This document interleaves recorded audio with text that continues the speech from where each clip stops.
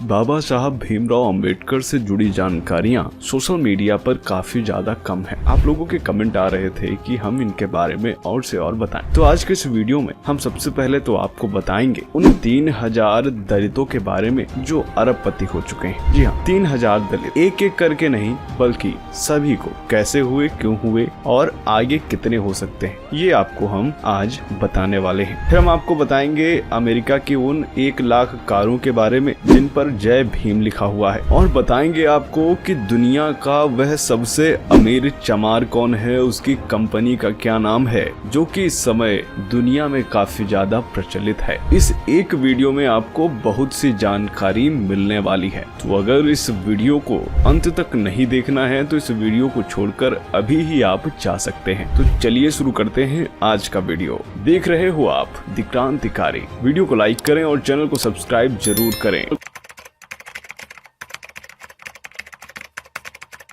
2005 में DICCI की स्थापना होती है। DICCI मतलब Dalit Indian chamber of commerce and industry. इसकी स्थापना सिविल इंजीनियर एवं उद्यमी दलित मिलिंद कामले ने की थी। इसका मुख्य ऑफिस पुणे में स्थित है। मिलिंद कामले इसके वर्तमान अध्यक्ष भी हैं। यह संगठन 18 स्टेट चैप्टर और 7 इंटरनेशनल चैप्टर की मदद से विकसित हुआ है। इसमें सदस्यता का आधार तेजी से बढ़ रहा है और बताया जा रहा है कि संगठन में जुड़े 3000 दलित अब मिलेनियर बन चुके हैं। जी हाँ, DICCI दलित उद्यमियों को एक साथ जोड़ने के साथ साथ इनके लिए एक संसाधन केंद्र के रूप में भी कार्य करता है, जिससे दलितों की आर्थिक और सामाजिक समस्याओं के समाधान में मदद मिलती है। इस संगठन में एक तो नहीं बल्कि 3000 दलित करोड़पति सदस्य हैं। यानी इसमें 3000 लोग ऐसे हैं जो कि दलित हैं और करोड़पति हैं, और इनमें से भी 1000 से ज्यादा दलित ऐसे हैं जिनका सालाना टर्नओवर करीब 100 करोड़ रुपए से ऊपर है। और इनमें से सबसे अमीर हैं राजेश सरैया। राजेश सरैया यूक्रेन से स्टील मांट प्राइवेट लिमिटेड चलाते हैं, जिसका कारोबार 8 देशों में फैला हुआ है, और उनका अकेले का टर्नओवर ही 2000 करोड़ रुपए से ज़्यादा है।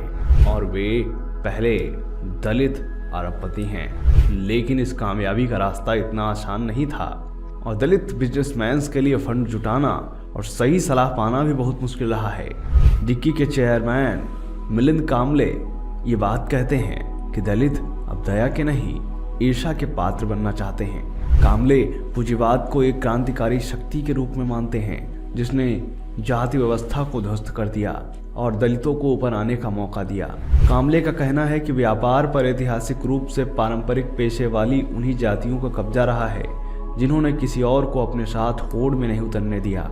जो चीजें अब तक कुछ एक कंपनियों के दायरे में पैदा की जाती थी, वे अब कहीं से भी मंगाई जाने लगी हैं। इससे नए उद्यमियों को उभरने का मौका मिला है, और डिक्की का गठन करने वाले 3000 दलित उद्यमियों ने भी इस मौके का भरपूर फायदा उठाया है। वे कहते हैं कि अब तो दलित मुख्यमंत्री और राष्ट्रपति भी रह चुके हैं, तो आखिर अब उद्योगों के सेनापति भी दलित क्यों नहीं बन सकते हैं। कामले ने यह प्रेरणा 2 स्रोतों से अर्जित की है। पहली अंबेडकर और दूसरा अमेरिका के अश्वेत उद्यमी। अश्वेत मतलब ब्लैक बिजनेसमैन्स। जाति और पेशे की जंजीर तोड़ने में पूंजीवाद की भूमिका को अंबेडकर पहले ही समझ गए थे, लेकिन यह काम उनके समय में नहीं हुआ। 1991 के बाद ही संभव हो सका, जब दुनिया में भूमंडलीकरण आया। अमेरिका ने एक समय अपना सारा ध्यान अश्वेतों के लिए अफर्मेटिव एक्शन पर ही केंद्रित किया था, लेकिन बिल्कुल निचले दायरे के अश्वेतों में से हजारों करोड़पति और कुछ अरबपति 20 सालों में ही सामने आ सके हैं। संसार की सबसे बड़ी कंपनियों के CEO भी फिलहाल अश्वेत ही हैं, जैसे सिटी बैंक के रिचर्ड पार्सन्स, अमेरिकन एक्सप्रेस के केनेथ चेनो, जीरोक्स के उर्सुला बर्न्स और मर्क के केनेथ फ्रेजियर। ये व्यक्तित्व दलितों के लिए प्रेरणा स्रोत बन सकते हैं, और डिक्की का मुख्य उद्देश्य यह है कि वह आने वाले समय में 100 दलित अरबपतियों की लाइन खड़ी कर सके और उम्मीद है यह सफल भी होंगे।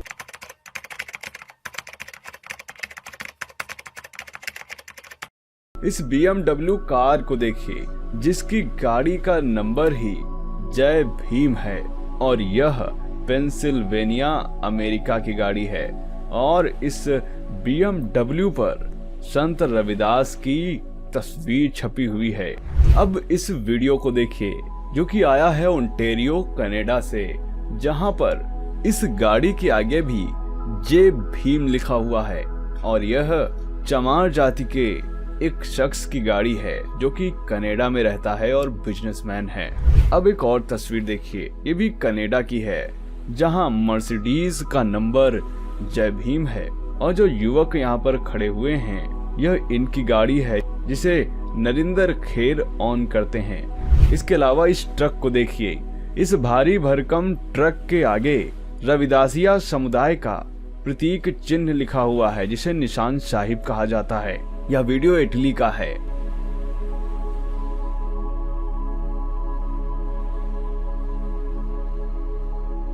अब कनाडा से आई इस वीडियो को देखिए जहां पर बाबा साहब भीमराव अंबेडकर की तस्वीर है। इसके अलावा अमेरिका से आए इस रेसिंग कार का वीडियो देखिए जिसके ऊपर बाबा साहब भीमराव अंबेडकर और रविदास जी की तस्वीर है। वारिस गुरु रविदास जी दे बाबा साहब मांग लड़ांगे। एक और तस्वीर आई है जहां पर एक शख्स अमेरिका में पीली गाड़ी के ऊपर बाबा साहब भीमराव अंबेडकर का झंडा लहरा रहा है। देखिए यह वीडियो।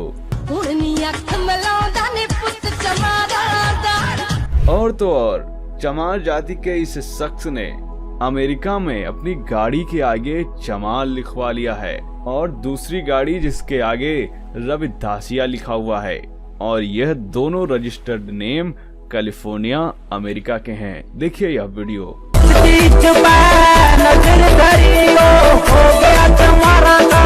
एक और मर्सिडीज बेंज देखिए जो कि जय भीम के नाम से रजिस्टर्ड है। इसकी गाड़ी का प्लेट नंबर भी जय भीम लिखा हुआ है। यह भी ओंटारियो कनाडा में रजिस्टर्ड है।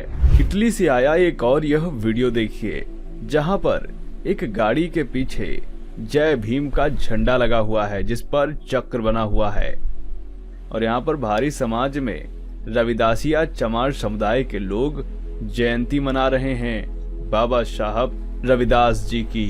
एक और कार को देखिए जो कि अमेरिका की है जिसके पीछे चमार लिखा हुआ है और तो और एक सबसे महंगी गाड़ी, एक नहीं दो गाड़ियां जो कि हैं रोल्स रॉयल्स जिसमें एक की कीमत ही करोड़ों में है और इन सब पर चमार लिखा हुआ है।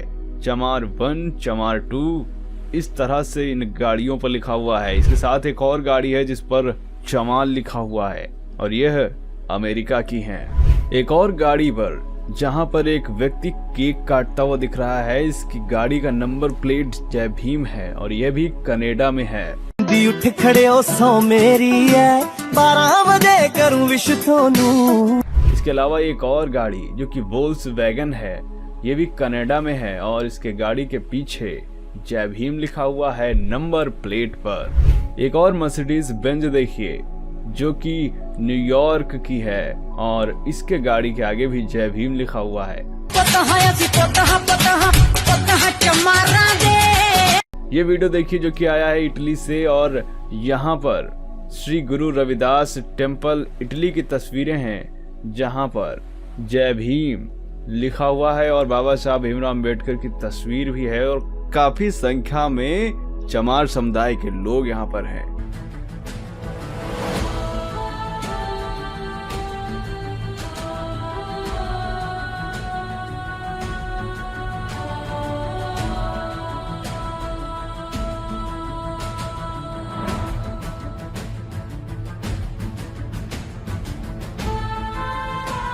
इसके अलावा एक और BMW देखिए जो कि इंग्लैंड की है जिसके आगे बाबा साहब भीमराव अंबेडकर का ध्वज लगा हुआ है।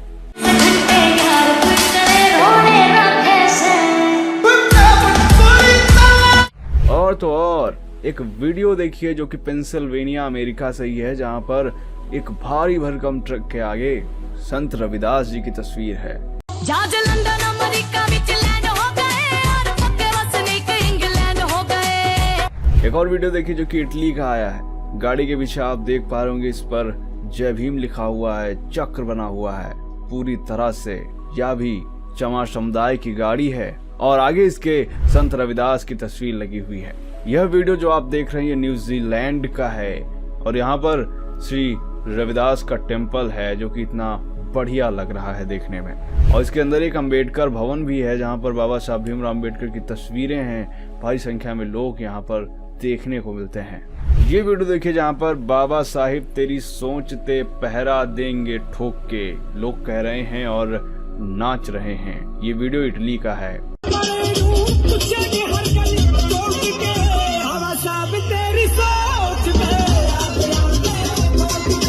एक और तस्वीर देखिए जो कि ऑडी की है, जहां पर शोभा यात्रा निकल रही है अमेरिका में और ये भी तस्वीरें पेंसिल्वेनिया की है और उस पर संत रविदास जी की शोभा यात्रा निकाली जा रही है।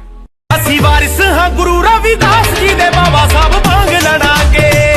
ये वीडियो जो कि देख रहे हैं आप, ये ग्रीस का है। इसमें वाल्मीकि जी, अंबेडकर जी और रविदास जी की तस्वीरें हैं और पीछे शोभा यात्रा निकल रही है संत रविदास की। जेड़ा चोग सारे जग लई खिलारदा। इस शख्स को देखिए जो कि बाबा साहब अम्बेडकर की टी शर्ट पहनकर दुबई में बुर्ज खलीफा के आगे खड़ा हुआ है और जय भीम बोल रहा है। ये देखिए, ये जय भीम से इनकी गाड़ी रजिस्टर्ड है। ये है चमार कौम के अम्बेडकरवादी जिनके गाड़ी के आगे जय भीम लिखा हुआ है। इसी तरीके से और भी कई वीडियोस बाहर के हैं और आपको मैं दिखाना चाहूंगा। ये देखिए वीडियोस जो कि बाबा साहब भीमराव अंबेडकर और संत रविदास जी से संबंधित हैं। ਸਕੂਲਾਂ ਵਿੱਚ ਪੱਬ ਧਰਤਾ ਸੀ, ਜਿਹੜੀ ਦੁਨੀਆ ਹੁਣ ਕਰਦੀ ਹੈ ਨਾ, ਉਹ ਬਾਬਾ ਸਾਹਿਬ ਨੇ ਸਦੀਆਂ ਪਹਿਲਾਂ ਹੀ ਕਰਤਾ ਸੀ।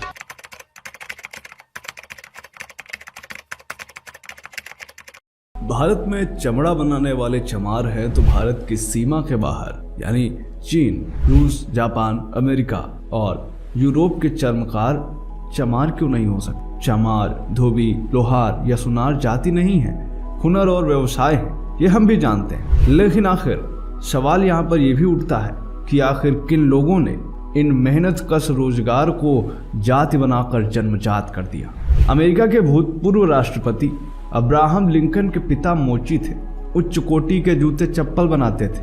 लेकिन अगर अब्राहम लिंकन का जन्म भारत में हुआ होता तो क्या उन्हें वह सम्मान भारत में मिलता जो उन्हें अमेरिका में मिला? तो क्या कहा जाए कि भारत में मेहनतकश लोगों को मान सम्मान नहीं दिया जाता? खैर, आज की इस वीडियो में हम बात करने वाले हैं दुनिया के सबसे बड़े चमार के बारे में। जी हाँ, दुनिया के सबसे बड़े चमार के बारे में, जिसका नाम है टॉमस बाटा चमार। जी हाँ, यह वीडियो बहुत ही इंटरेस्टिंग होने वाला है, इसीलिए चैनल को सब्सक्राइब कर ले और इस वीडियो को लाइक जरूर करें। चलिए आगे बढ़ते हैं। ये जो कहानी हम आपको बताने वाले हैं, यह कहानी टाटा की नहीं है, किसी बिरला या बजाज की नहीं है, यह कहानी है बाटा की। हर भारतीयों को यह लगता है कि बाटा कोई भारतीय कंपनी है, लेकिन कभी एहसास नहीं हुआ कि बाटा विदेशी कंपनी है और इस कंपनी की स्थापना चमार जाति के टॉमस बाटा ने 1894 में की थी। आपको हैरान परेशान होने की जरूरत नहीं है। बाटा परिवार चमार जाति से, बाटा परिवार 8 पीढ़ियों से जूते, चप्पल और चमड़े बनाने के कारोबार से जुड़ा है। यानी बाटा परिवार 300 वर्ष से महान और पवित्र कार्य चमड़ों के उत्पादन से जुड़े हैं। टॉमस बाटा का जन्म 1876 में स्लोवाकिया के एक छोटे शहर जिलिन में हुआ था। पूरा परिवार मोची के कार्य से जुड़ा हुआ था। इस छोटे से शहर में बाटा परिवार के अलावा बेहतरीन जूते चप्पल कोई नहीं बना सकता। चमड़े के कार्य में बाटा परिवार का मान सम्मान था। स्लोवाकिया देश में चर्मकार को नीच या छूत नहीं समझा जाता था, उन्हें समाज में बराबरी का सम्मान मिलता। भारत में क्या कारण रहे कि जाति को ज्यादा महत्वपूर्ण माना गया और कर्म को नहीं? वहीं स्लोवाकिया में बराबरी के महान समाज में टॉमस बाटा ने भी अपना परिवार का पेशा अपनाया और मोची बन गए। टॉमस बेहद सस्ते और अच्छे गुणवत्ता के जूते चप्पल बनाकर बेचने लगे। बिक्री ज्यादा होती पर मुनाफा कम होता। टॉमस बाटा ने जूते चप्पल निर्माण की कंपनी खोली। और उसमें मां ने सहयोग किया, भाई बहन उनके सहयोगी बने। 1894 में बाटा कंपनी की नींव पड़ी। अच्छे गुणवत्ता के जूते सस्ते दामों में बेचने के कारण थॉमस बाटा को नुकसान हुआ। कंपनी चलाने का गुण सीखने के लिए लंदन में जूते की फैक्ट्री में मजदूर बनकर काम किया। फिर मार्केटिंग, स्ट्रेटजी, प्रोडक्शन, डिस्ट्रीब्यूशन और विज्ञापन का गुण सीख कर उन्होंने दोबारा अपने देश आकर बाटा कंपनी में जान डाल दी और सस्ते दामों में जूते चप्पल बेचना जारी रखा और ज़्यादा सेल होने के कारण कंपनी को मुनाफा हुआ। उस वक्त अच्छी क्वालिटी के वस्तुओं का अर्थ था महंगे दामों में बिकने वाली वस्तु जो केवल अमीर लोग ही अफोर्ड कर सकते थे। चमार जाति के काबिल उद्योगपति थॉमस बाटा ने इस धारणा को ध्वस्त कर एक नई धारणा गढ़ी। अच्छे और बेहतरीन गुणवत्ता की वस्तुएं भी सस्ते दामों में मिल सकती है और बाटा के जूते और चप्पल इनमें से एक। आज से 100 साल पहले तक जूते हो या चप्पल इसे अमीरों की पहनने वाली वस्तु समझा जाता था। गरीब तो नंगे पांव ट्रेन में सफर कर बंबई, कलकत्ता में मजदूरी करने आते थे। थॉमस बाटा का सपना है अमीर हो या गरीब, बाटा के जूते पैर में होने चाहिए। पूरे भारत में फैलकर कंपनी ने अफ्रीका में भी विस्तार किया, जहां कई कंपनियां जाने से इसलिए इतराती थी कि गरीब अफ्रीकी देशों में जिनके पास खाने को नहीं है वो जूते चप्पल कहां से खरीदेंगे। लेकिन बाटा ने अफ्रीका महाद्वीप के पूरे देश में सस्ते दामों में जूते चप्पल बेचे और हर गरीब के पैरों में जूते चप्पल पहना दिया। 1932 में थॉमस बाटा की हवाई जहाज दुर्घटना में मृत्यु हो जाती है। उनके निधन के बाद उनके भाई और उनके पुत्र ने बाटा कंपनी को हर देश में सबकी पसंदीदा कंपनी बना दिया। बाटा केवल जूते चप्पल का ब्रांड नहीं है, भरोसे का भी ब्रांड है। चर्मकार थॉमस बाटा ने कहा था कि मुनाफे के साथ वो उपभोक्ताओं का भरोसा भी कमाना चाहते हैं और आज बाटा भरोसे का नाम। थॉमस बाटा का जन्म क्या भारत में हुआ होता तो क्या बाटा कंपनी दुनिया भर के चमार जात के लोगों के लिए आज एक प्रेरणादायी कंपनी के रूप में है। आज भी बाटा कंपनी दुनिया में बड़ी कंपनियों में गिनी जाती है और कर्म से चमार जाति का एक शख्स जो इस कंपनी की स्थापना करता है उसने हर गरीब के पैरों में चप्पल और जूते पहनाकर ही दम लिया। यह लेख हमने लिया था agnialok.com से। आज की कहानी आपको कैसी लगी कमेंट अवश्य करें। मिलते हैं आपसे अगले वीडियो में, तब तक के लिए जय हिंद, जय भारत।